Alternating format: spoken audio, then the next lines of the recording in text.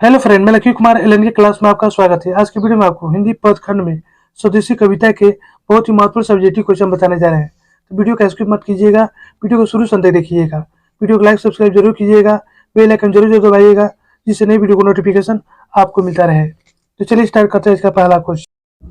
Question 1, कवि ने डफाली किसे कहा क्यों कहा है? ये भी काफी महत्वपूर्ण क्वेश्चन है। यहाँ बताना कवि ने डफाली किसे कहा क्यों कहा है। डफाली वो है जो डफ अर्थात ताशा बजता है, इसकी आवाज बड़ी तीक्ष्ण होती है। जो डफाली होता है उसकी आवाज बहुत ही तीक्ष्ण होती है, तेज होती है। इसका लक्ष्य होता है शोर मचाना, लोगों का ध्यान आकर्षित करना। इसका क्या लक्ष्य होता है? तो शोर मचाना और लोगों को ध्यान आकर्षित करना होता है। कवि देखता है कि कुछ लोग शासकों की झूठी प्रशंसा करने में दिन रात लगे रहते हैं। उनके द्वारा किए जाने वाले गुणगान में रच मात्र भी सत्यता नहीं होती है। वह छोटी सी बात को बढ़ा चढ़ाकर जोर शोर से लोग को सुनाते हैं। जो शासक होते हैं उसको जो उनके चाटुकार होते हैं उसकी झूठी प्रशंसा में लगे रहते हैं, उसका झूठा गुणगान करते रहते हैं, शोर मचाते रहते हैं। इनका लक्ष्य होता है अपने स्वामी को खुश करना या जिससे कुछ पाने की उम्मीद हो उसे प्रसन्न करना। कभी ऐसे ही झूठे पशुओं के चाटुकार को डफली कहते हैं। चलिए अगला क्वेश्चन देखते हैं। क्वेश्चन 2, स्वदेशी से कविता में कवि समाज के किस वर्ग की आलोचना करते हैं और क्यों करते हैं? काफी महत्वपूर्ण क्वेश्चन है। यहाँ बताना स्वदेशी से कविता में कवि समाज के किस वर्ग की आलोचना करता है, क्यों करता है। स्वदेशी कविता में प्रेमगंध भारतीय समाज में उस वर्ग की आलोचना करते हैं जो दिन रात भारत के तत्कालीन गैरांग प्रभुओं की खुशामद करने में, उनका गुणगान करने में लगे हुए हैं। किनकी? तो गैरांग प्रभुओं की खुशामद करने, उनका गुणगान करने में लगे हुए हैं। अपनी भाषा बोलने में, देसी वेशभूषा पहनने में अपमान समझते हैं। वो अपने देश की भाषा बोलने में और अपने देश की वेशभूषा कपड़ा पहनने में अपने को अपमान समझते हैं और अपने देशवासी से घृणा करते हैं। क्या करते हैं? अपने देशवासी से भी घृणा करते हैं। कवि की आलोचना का उद्देश्य ऐसे लोगों में राष्ट्रीय भावना उत्पन्न करना था। चलिए अगला क्वेश्चन देखते हैं। क्वेश्चन 3, कवि प्रेमगन को भारत में भारतीयता क्यों दिखाई नहीं देती? काफी महत्वपूर्ण क्वेश्चन है। यहाँ बताना कवि प्रेमगन को भारत में भारतीयता क्यों नहीं दिखाई पड़ती। कवि प्रेमगन जब भारतीय भूमि पर दृष्टिपात करते हैं तो पाते हैं कि चारों ओर लोग अंग्रेजी वेशभूषा में हैं। कैसे हैं?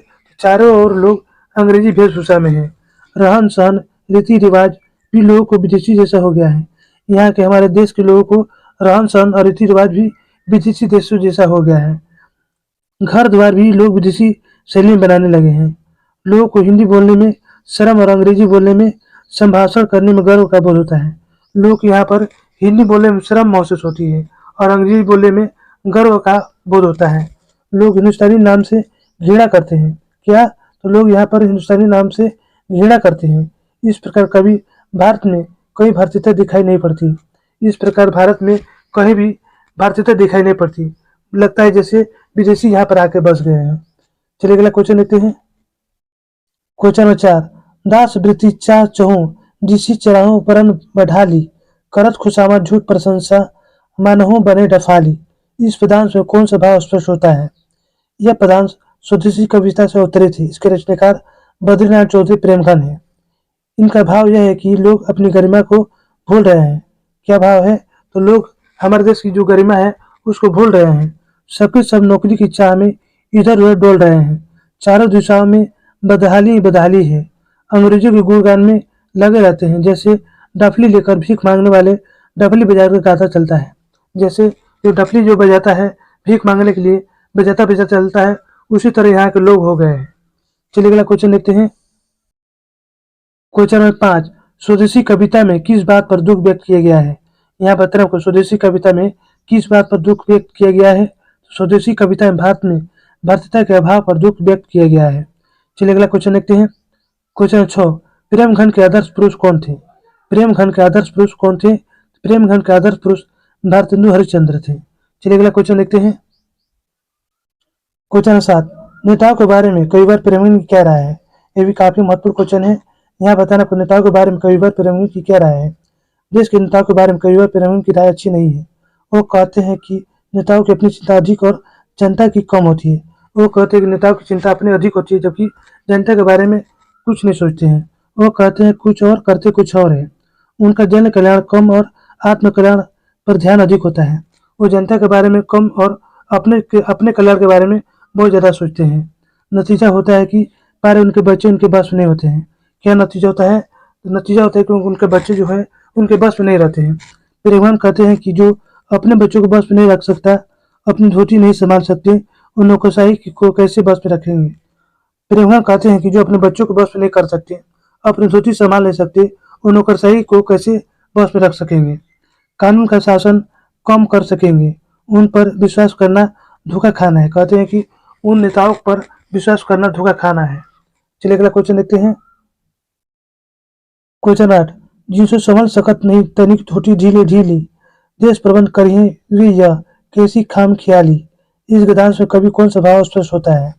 स्वदेशी कविता के प्रस्तुत अंतिम दोहे में कवि बद्रीनाथ चौधरी प्रेमघन असमर्थ लोगों द्वारा शासन सूत्र संभालने और शासक की झूठ मूठ प्रशंसा करने वाले को जिक्र करते हुए कहते हैं कि यह सोच कपोल कल्पना के अलावा कुछ नहीं है।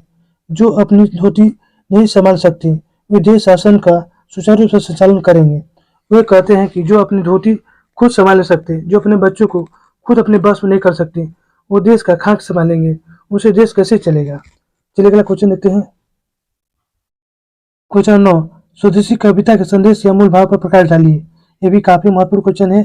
यहाँ बता रहा हूँ, स्वदेशी कविता के संदेश या मूल भाव पर प्रकाश डालिए। स्वदेशी की दोहे की रचना उस समय हुई जब देश स्वतंत्र था। कब हुई? जब देश स्वतंत्र था उस समय स्वदेशी की दोहे की रचना हुई। उन दिनों स्वदेशी शब्द ही राष्ट्रीय एवं नव जागरण का प्रतीक था। स्वभावतः स्वदेशी की दोहे की रचना के पीछे देश के फैले कुविचारों, नीतियों आदि को दूर कर लोग की आत्मसम्मान भरना एवं राष्ट्र की भावना को जागृत करना था। क्या था? तो लोग के बीच में फैले कुविचार, नीतियों को दूर करना था और आत्मसम्मान की भावना भरना था, राष्ट्रीयता की भाव भरना था। इसलिए कवि ने चुन चुनकर उन विषयों पर दोहे लिखे हैं जिन्हें भारत और भारतीयता के विरुद्ध समझाता है। यह था लोगों का अंग्रेजी प्रेम, रहन सहन, वेशभूषा, विदेशी वस्तुओं से लगाव आदि। किस प्रकार स्वदेशी की दोहे का मुख्य लक्ष्य है